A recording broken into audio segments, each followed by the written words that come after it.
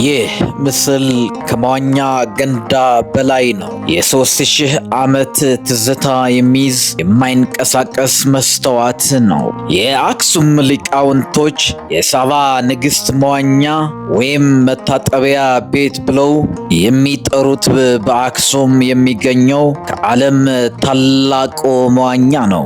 የአካባቢው ጎብኚዎች እና የጉዞ ጸሐፊዎች እንደሚሉት ቦታው ለረጅም ጊዜ ለመታጠብ፣ ልጆችን ለመጫወትና ለንጽህና ለጥምቀት ሥርዓቶችን ጥቅም ላይ ውለዋል።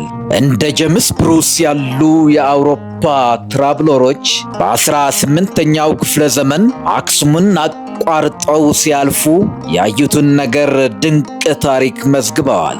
አክሱም ራሷ የዓለም ቅርስ መልክዓ ምድር ናት።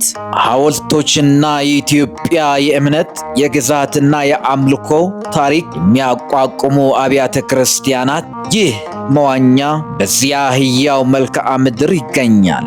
መላው ዓለም መመልከትና መዳመጥ አለበት።